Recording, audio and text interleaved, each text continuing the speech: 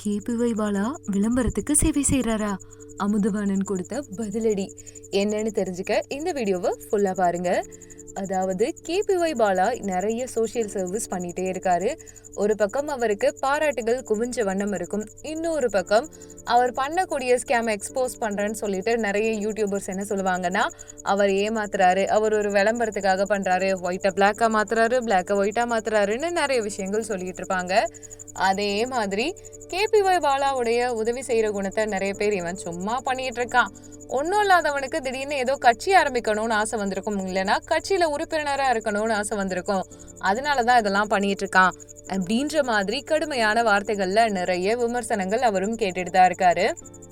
ஆரம்பத்துல பாத்தீங்கன்னா கலக்க போவது யாரு நிகழ்ச்சி மூலமா உள்ள வராரு. அதுல அடுத்தடுத்த வாய்ப்புகள் பிரியங்கா மூலமா கிடைக்குது. அப்படியே போனீங்கன்னா நிறைய நிகழ்ச்சிகளை ஹோஸ்ட் பண்றாரு. காமெடி ஷோ மட்டும் இல்லாம குக் வித் கோமாளியில பாலாவுடைய காமெடிக்கும் அவருக்கும் ஒரு அடையாளம் கிடைக்குது. இப்படியே போயிட்டு இருக்கும்போது புலிகுத்தி பாண்டியன்ல இருந்து நிறைய படங்கள் அவரும் நடிக்கிறாரு. ஜுங்கா படமா இருக்கட்டும், அவருக்கான ஒரு பெயர் இந்த பையன் ஏதோ பண்றான் அப்படின்ற மாதிரி மாறுது. சில படங்கள் ஓடுது, சில படங்கள் ஓடல.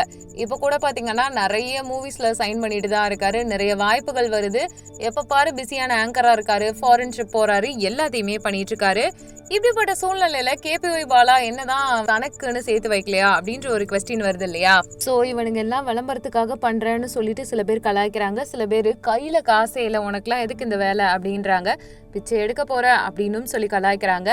இந்த மாதிரி மாற்றுக்கட்டுல விமர்சனங்கள் வரும் பொழுது ஒரு பக்கம் பாலா கண்டுக்கல, இன்னொரு பக்கம் இல்லைன்னா ரிப்ளை பண்றாரு. இப்படியே போயிட்டு இருக்கும்போது கூட இருக்க நண்பர்களுக்கு அது கஷ்டமா தானே இருக்கும். அந்த வகையில பாத்தீங்கன்னா பாலாவுடைய நெருங்கிய நண்பரான அமுதவாணன் இருக்கார் இல்லையா, அவரு ஒரு இன்டர்வியூ கொடுத்திருக்காரு. இங்க பாருங்க, ஒண்ணு புரிஞ்சுக்கோங்க, பாலா ரொம்ப நல்ல பையன், அவன் மத்தவங்களுக்கு உதவி செய்யணும்னு ஆரம்பத்துல இருந்து யோசிச்சுட்டு இருக்கான், அதை தான் ப்ராப்பரா பண்ணிட்டு இருக்கான். கண்டிப்பா இது ஒன்றும் தப்பானது கிடையாது. உதவி செய்யறவங்கள குறை சொல்றது, உதவி செய்யாம இருக்கவங்கள தலைக்கு மேல தூக்கி வைக்கிறது, இதெல்லாம் தேவையே இல்லை. ஏன்னா எனக்கு அவனை ரொம்ப வருஷமா தெரியும், அவன் உண்மையாதான் உதவி செய்யறான், அவனோட இன்டென்ஷன் ரொம்ப பியூரா இருக்கு. தயவு செஞ்சு விமர்சனம் செய்யறது உங்க தப்பு கிடையாது, பார்த்து விமர்சனம் பண்ணுங்க. வார்த்தைகளால என்ன வேணுமானாலுமே மனசு நோகுற மாதிரி சொல்லிட்டு அப்புறம் சமாதானப்படுத்துறது, சரி செய்யறது ரொம்ப கஷ்டமா இருக்கும். அதனால முடிஞ்ச அளவுக்கு பார்த்து வார்த்தைகளை யூஸ் பண்ணுங்க. எனக்கு தெரியும் பாலா எப்படின்னு, ஏன்னா அவன் ரொம்ப வருஷமா இதை ஹெல்ப் பண்ணணும்னு யோசிச்சுட்டு இருந்தாலு, கஷ்டத்துல இருந்து வந்தாலு, அவனுக்கு நல்லாவே தெரியும் அவனோட சூழ்நிலையில இருந்து மத்தவங்கள பார்ப்பான். ஸோ அதனாலதான் அவனுடைய இயல்பே அப்படி இருக்கு. அப்படி எதுவுமே இல்லாம ஸ்கிரீன் முன்னாடி மட்டும் ஃபேக்கா நடிக்கணும்னு யாருக்கும் அவசியமும் இல்லை. ஸோ ஒண்ணு புரிஞ்சுக்கோங்க, யாரையும் ஏதாவது வார்த்தை சொல்றதுக்கு முன்னாடி யோசிச்சுட்டு பேசுங்க. ஈஸியா கமெண்ட் பட்டன் இருக்கு, ஃபேஸ் தெரியாதுன்றதுக்காக என்ன வேணாலும் நெகட்டிவா கமெண்ட் பண்ணலான்னு அர்த்தம் கிடையாதுன்ற மாதிரிலாம் பேச.